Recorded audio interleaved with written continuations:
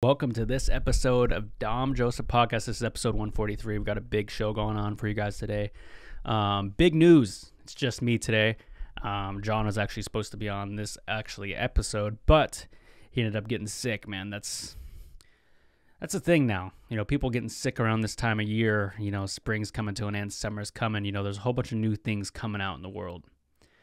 And, you know, I don't mean sexual orientations or, you know, gender orientations or anything of that matter. I mean, there's some new birds out. There's some new insects coming around. And the world knows it. I remember when I was actually a kid, a lot of people would be like, do you have asthma? And I'd be like, yeah, I do have an inhaler. Or do you have allergies? I'd say, no, I got asthma. You know, over and over again, I think I would remind people that I had asthma. I was asthmatic. And for a long time, I thought, oh, since I have asthma, I won't have allergies. But little did I know that was an allergy. And that was something I kind of learned. You know, just like how we're learning our numbers and we're learning how today is episode 143 of the Dom Joseph Podcast. Thank you guys so much for being here today.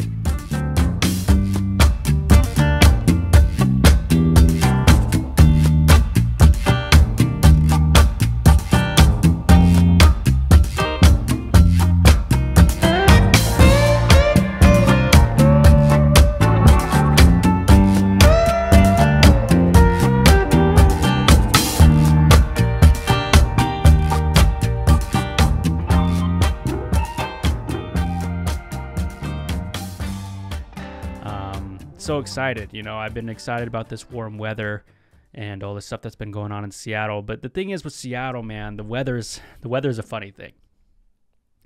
You know, you have 2 good days of stuff. You know, the first day kind of catches you off guard because, you know, you have all your thick stuff on still. You still got your fall clothes on, your flannels and stuff. And then all of a sudden it's 75 degrees. So the next day you're prepared. You know, you have your cargo shorts or whatever you still wear. And, you go and get ice, you go and do all the things you have to do, and you're like, all right, I was ahead of it today. I got all my good stuff on. I dressed appropriately for this weather. Next day, you think you're going to be having a sunny day. It's raining, man. And that's just the story of Seattle, man. Seattle definitely does that in the summertime. I think the rainy days are really refreshing. I think it's something kind of like a restart, I feel like, because we had 2 good days on a weekend, and that's pretty convenient days. But man, when it's sunny here in the Pacific Northwest, people lose their sense of mind. You know, people everywhere is packed, people are getting ice. It's like, you know, places like Arizona, California, you know, Las Vegas, other places on the Northwest or New Mexico, they're used to this weather, or anywhere else around the world. So they're like, all right, yeah, you know, we'll get ice maybe. It's not that hot. But, you know, as soon as it hits 70 degrees, people lose their minds. People start, you know, saying, oh, let's bring out 4 cars out of our driveway and go drive them around just for the hell of it. And let's go buy up all the ice, and then let's go crowd every mall in town. That's basically what people think when it's sunny out here in Seattle. But I'm here to tell you that's not what you need to do. There's a whole bunch of stuff going on. Like I was saying, the birds, the insects, you know, there's canoes getting put in the water here soon. There is people buying firework permits. That's definitely something I think people are stressing about here in my tribe. Not so much stressing, but it's, you know, it's something you got to do. And fireworks are a big thing that go down here. You know, I know in Tulalip, you know, there's a lot of stands. I don't know how many there is this year, but I know in other tribes, you know, Muckleshoot has their fireworks. I know Swinomish has theirs. I know Lummi has theirs. You know, there's fireworks all across Native country. You know, there's fireworks stands and there's salesmen, there's saleswomen out there, you know, doing everything they can to get an extra person in. You know, you got people selling T-shirts, you got people giving out hats, you got people giving out, you know, food, homemade plates. You got people raffling Little Caesars pizza. You know, what else? You got people running coffee to you. You know, there's a whole bunch of things of how you can separate yourself as a firework person. And I think that's what's really cool. It's cool to conversate and stuff. But yeah, we're coming to that time of year. And I've actually I've been a stand assistant for probably 9 years now. And my cousin Darian, yeah, he usually runs the stand. and we run it with our uncle, his grandpa, my uncle. And, I learned a lot of stuff. But, you see a lot of stuff go down in fireworks season that doesn't really happen in many places. There's some people who work in a stand and they go walk up and go get a taco or go get a coffee. First thing they come back to the stand and say is, man, they were trying to sell to me when I walked up to get my coffee, man. Can you believe that? It's like, hey, man, people are trying to sell. You got to find something else to get mad about. I used to get mad about people trying to sell to me, and I'd be like, man, they don't even realize I'm wearing a badge and they're trying to sell to me. And I'd be like, you know what, man? I'm going to go up to them and act like I'm a customer. And I started doing that for a while, and that was pretty funny. But, somebody did that to me at one time. I was trying to get a sale. This guy walked up, I'm here to buy, $1,000 worth of stuff. And my eyes just opened up, and he's like, nah, man, I'm a stand owner. And I did that a couple times, and I thought that was eventually kind of cheesy. So I stopped doing that. But, when you get mad about certain stuff, I was getting mad about traffic earlier. And, partly because I went out to Bellevue and I knew driving back to my place was going to be, there's definitely going to be traffic. And there was, and I was upset about it. And, there's some other things you got to get, some of those things you just got to let go, man. You're not going to be on top of everything. So I texted my buddy, actually. I was like, God damn, this traffic. And it's like, well, what do you expect, basically? It's like, yeah. Exactly. So, there's other things to get mad about. Yeah, that's that's just funny. Like, have you ever been like hanging out with a group? This reminds me of Boom City. You're hanging out with a group of friends. Someone's getting roasted. It's just funny, man. Like, because people are just going in. I saw this video, some guy getting just roasted, and then that one guy, when they finally step in, all right. God, the voice of reason sometimes needs to step in. Sometimes people will be going for blood. It turns into like, hey, why'd you take the last burrito? I don't know, maybe because he needs it. Oh, yeah, good one. It's like, yeah, just like, and then they just say, yeah, that's why he's adopted. All right. God, that one person who just don't know how to just roast someone without making it personal. There's sometimes I remember me and my buddies would be saying something and someone just says something cruel. Like they were saving it up. That resentment they have. You start seeing that when people are laughing around. Some people like see people laughing and they just want to bring them down, I guess. And that's something I think about a lot. People holding resentments, because I do it sometimes. I think it's hard for me to let go of resentments because I think it's easier to just, hold them, I guess. Because if I hold them and I live in this way, I guess it's easy. But, I'm learning to get better with that. I'll hold resentments for no reason, man. I'll hold resentments because people older than me have resentments towards that. Someone 50 years old could be like, man, I hate raspberry jelly. And they give me 10 reasons. And you know what? Every time I see raspberry jelly, I don't even want to think about it. I don't even look at it. I don't even want to associate with it. But I'm trying to get better at that because maybe sometimes the red raspberry is good for you. Maybe the type without the sugar in it, maybe. But I think about that sometimes. But, yeah, like, I mean, speaking of the grocery store, red raspberry, I was walking into the store and, you think you're getting something unique at the grocery store, and then all of a sudden there's 10 other people looking for red vinegar or whatever the hell you're looking for. You're like, all right, I need to go get, let's see, chocolate pudding. But it's a certain kind and it's in a different aisle. You go into that aisle, you find it, and there's 3 other people just looking for the same thing. What is up with that? Am I like just part of the NPC guild or something like that? I remember I was like, all right, I need to go get a dragon fruit for this dish or whatever. And somebody else was getting a dragon fruit. It's always really obscure things. Oh, I need to get a certain seasoning, celery salt. And what do you know? There's another lady getting celery salt. And they have like a cart full of groceries. I feel like I'm just an NPC sometimes. You go to the gym, you see the same people, no matter what time you go. You go usually at 8:30 p.m. Then you're like, all right, I'm going to go at 10 a.m. today. There's a person there at 10 a.m. I don't know what it is. And they give you that look like they don't want to bring it up, but they definitely know what's going on. I feel like that. Oh, yeah, man. I feel like that's definitely something. I feel like going to the gym is definitely like a therapeutic place. But as soon as you start seeing the same person every day in your routine, it starts becoming more of like a hypnosis. I've actually never done hypnosis. Let me take this sip of water right here. But I heard people who have. I've heard people, have stopped smoking cigarettes because of hypnosis. And that's pretty crazy to me because I've never been hypnotized, but it sounds to me like people really think it works. Just like how people think scarecrows work. We give a lot of credit to birds for being really smart, and they're the same animals who are getting punked by scarecrows.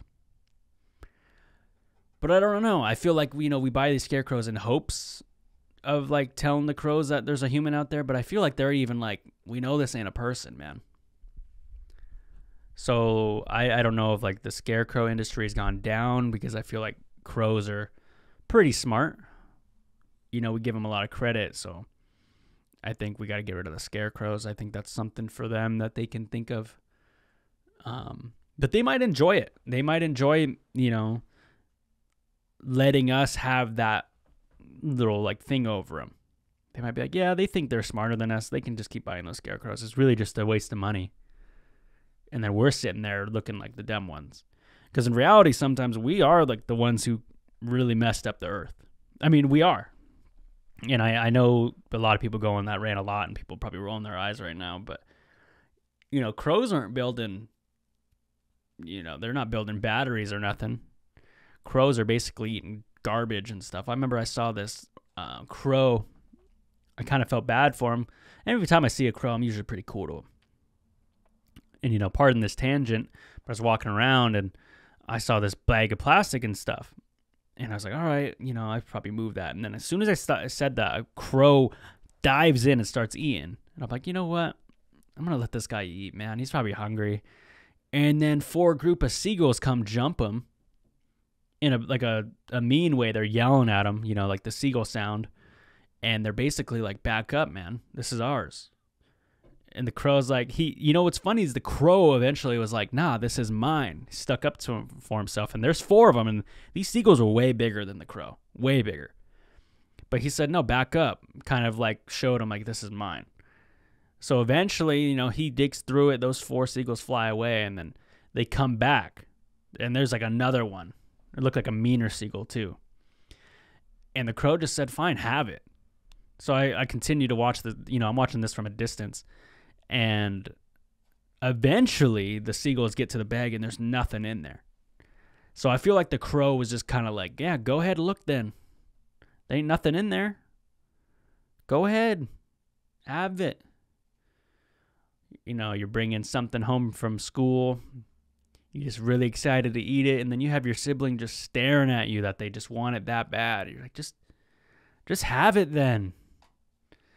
Like when you have someone around you who's just eyeing your food to the maximum, you got a bacon cheeseburger with fries, and they got the arugula salad with a baked potato or something with a fried egg or something, and they're looking at every bite of your burger. It's like, just have it then. But there's some times where you got to just say, no, this is mine. And that's usually what I do.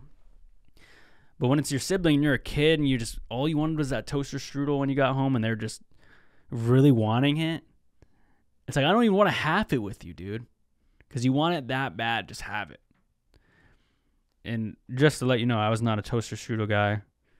I was definitely Pop-Tarts. I wasn't at that bracket yet. I thought toaster strudels were a little bit too much work. But they were really good. They really made them look good on TV, but we never really had toaster strudel. We always had the Pop-Tarts. And there's nothing wrong with that. I really like the brown sugar Pop-Tarts. And, if I were to rank my favorite Pop-Tarts, it'd definitely be strawberry brown sugar Oreos, the cookies and cream one. That's the elite tier of Pop-Tarts. Strawberry, brown sugar, cookies and cream. Come on. Not much more you need, man. A lot of people are going to be like, oh, blueberry. Yeah, all the people who are saying blueberry are probably Randy Marsh. If you don't get that, that's a South Park reference. But yeah, man, that's what I've been thinking about. I've been thinking about a lot of birds, and I've been thinking that I've been liking the nighttime a little more lately too, when it starts cooling down, sun setting, and then I can like go get my workout in and then come home and relax. That's something special, man. There's relaxation is definitely earned, I feel like. So when I get to come home and relax, it's definitely a treat. But yeah, what else has been going on? Seattle sports been doing great. Work's been going good. Man, I'm like low key kind of like having like little heartburn issues for no reason. I think I just need to take this drink of water, then I'm good. I think it was just I needed like to, I don't know, it just happens sometimes. Anyways, what's going on in today's news? I need to look at some things that are going on. I always like to look at The Onion because I think it's just goofy stuff. Okay, The Onion, America's finest news source. Let's see here. Let's go to entertainment. Okay. Bunch of disgusting fatties at Met Gala honor Karl Lagerfeld. Yeah, Karl Lagerfeld, man, he was a legend. You know, he was somebody who definitely knew what he was doing when it came to music, and I really appreciate what he's doing. I think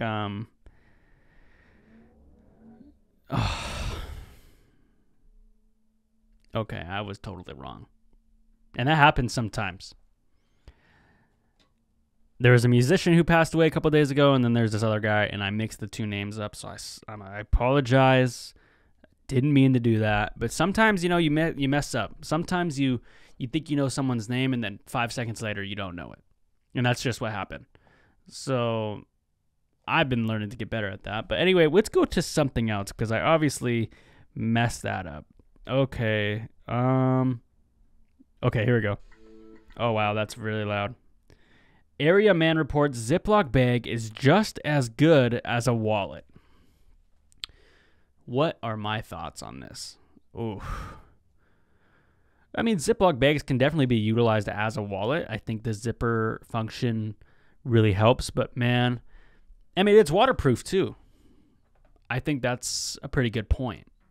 Ziploc bags could definitely be used as a wallet, but I don't think I would do it. I think I usually just hold on to a wallet until like someone younger than me gives me one. I don't know what it is. It's always like a little kid. It's like, oh, I got this wallet for you. And you're like, damn, I low-key really did need this. You know, that's, I feel like a ultimate gift. I feel like a little cousin gives you, niece, nephew. It's like, hey, I got you this wallet. It says your name on it. And, I don't know. I feel like I just heard something. Yeah, there's something going on in here. Yeah, but, you know, like they give you a wallet. It says your name on it. And you're like, oh, yeah, I really did need this. And I've always appreciated those kind of little gifts, I guess. You know, I feel like most guys, like, we don't really ask for much, but we usually end up getting the belts, the wallets, the watches. Those are always pretty good gifts, I should say. I need to step up my jewelry game, man. I have, like, this really nice native watch that's really cool to rock, but it doesn't work. And, you know, obviously you guys know that now. But if you guys see me wearing a native watch, chances are it doesn't work. Just saying that. Watches are usually just a fashion statement, or to make your wrist look bigger. That's what I think. But yeah, man, Ziplocs definitely could be used as wallets for sure. Let's see here. What else we got here? I wanted like something funny, just like that. That was good. Say goodbye to your chicken breast. Nah. Let's see here. See, not really much going on The Onion. Not really much going on. Let's go check out the Seattle Times. You can always get reputable stuff in Seattle Times. And I only do Seattle because that's where I am. So people are... Oh, yeah, there's a ferry that broke down. Yeah, it was like going to, I think, Bainbridge Island, and somehow this ferry broke down. And that was nuts. I always think about when I'm on a ferry, like, is this thing going to close? Or is this thing, like, there could be like 9 open lanes on the ferry. And every time I drive up to it, I think they're just going to close it for some reason. Or there's not going to be enough room. I always have that like fear in my head. You know, and I always feel like there's going to be 12 buses that go in or something. But yeah, ferries are really unique. When I ride the ferry, I like to, majority of the time, chill in the car. But sometimes, you know, if I'm feeling adventurous, there's some puzzles up on the tables you can go do, lay on the booths. That's pretty cool too. I like going to the bathroom. That's usually what happens when I get on a ferry. I usually drive up. I always got to go to the bathroom. So I get up and then, or get out, go up the stairs, take a piss, look around. And I always look at the puzzles walking by on the tables, but I never do them. That's not me, man. I usually go sit on a clear table and just chill there. It's usually my my agenda when I go on a ferry. And then I go and chill in my car. I feel like chilling in my car, I can fall asleep and I at least have a locked door next to me. And that could be like my own fears or whatever, but yeah, man, ferries are definitely something special. We took this ferry one time to, I think it was Lady of the Lake from Chelan to Stehekin. It was like a 4-hour ferry ride. It was insane. And then we also took a long one to Orcas Island, and that was kind of rough too. But man, there's something about ferries, dude. Like if you live on a secluded place where it's just an island, that's a totally different vibe.